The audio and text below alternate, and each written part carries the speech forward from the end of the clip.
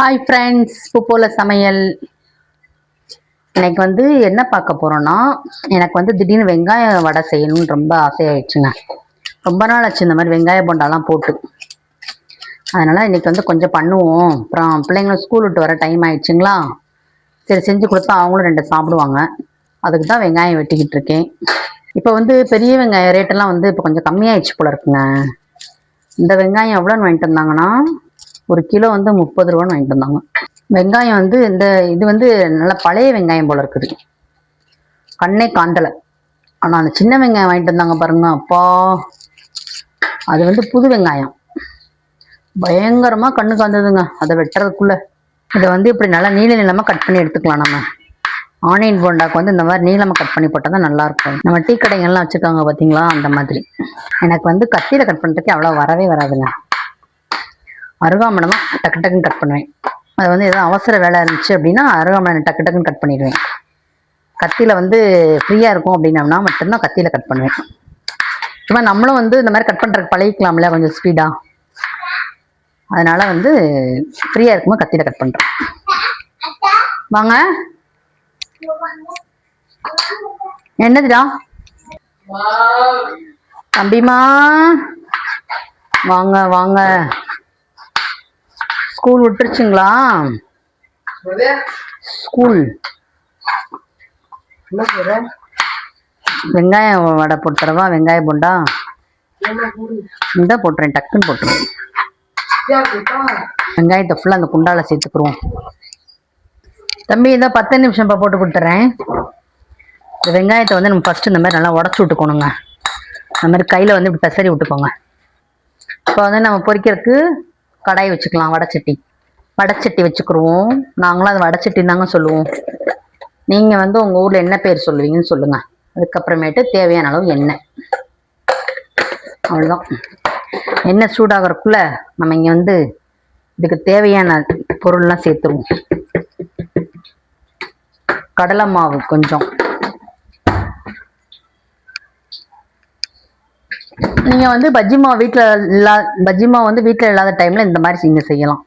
கடலை மாவு, அதுக்கப்புறம் அடுப்பு கொஞ்சம் குறைச்சி வச்சுக்கலாமா. அப்புறம் காரத்துக்கு தேவையான அளவு மிளகாத்தூள், தனி மிளகாத்தூள் தான் சேர்க்கணும். மசால் பொடிலாம் சேர்க்கக்கூடாது, நல்லா இருக்காது. பெருங்காயம். வேற என்ன போடலாம் இது கூட? அரிசி மாவு வந்து நம்ம எதுக்காக போடுறோம்னா நல்ல ஒரு மொறுமொறுப்பு கிடைக்கும், அதனால தான் போடுறோம். ஒரு 2 ஸ்பூன் போட்டிருக்கேன்.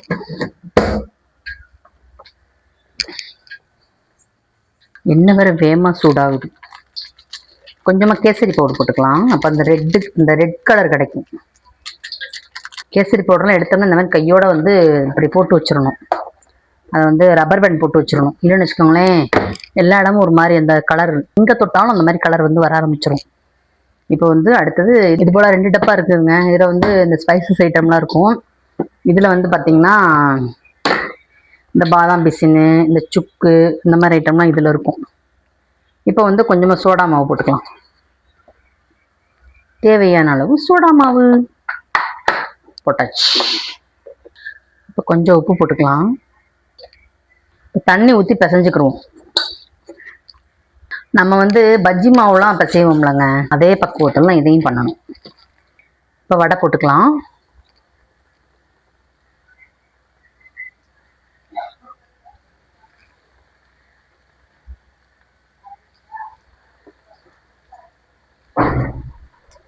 நல்லா இருக்கும், சூப்பராக இருக்குங்க. மொறுமொறுன்னு இருக்கும், செம்ம டேஸ்டாக இருக்கும்.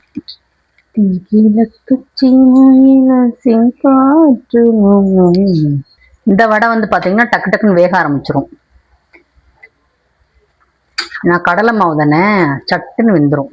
எனக்கே எண்ணெய் சட்டியில் திருப்பி போட பயமாக தாங்க இருக்குது. இந்த மாதிரி வந்து நல்லா பொறுமையாக பண்ணிக்கோங்க எண்ணெய் சட்டியில்.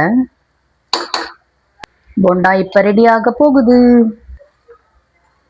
கருகூட்டக்கூடாது, பார்த்து நல்லா பதமாக எடுக்கணும்.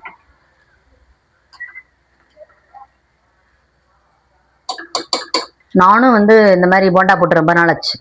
அதனால தான் வந்து இன்றைக்கி அதை வீடியோவாக எடுத்து உங்களுக்கு போட்டு காட்டுவோம் அப்படின்ட்டு தான் இன்றைக்கி நான் எடுத்துகிட்ருக்கேன். அடுத்து குறைச்சி வச்சிடலாம்.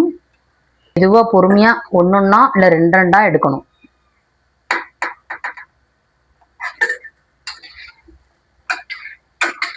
இந்த பாருங்க எந்த அளவுக்கு நல்லா வெந்திருக்கு பார்த்தீங்களா?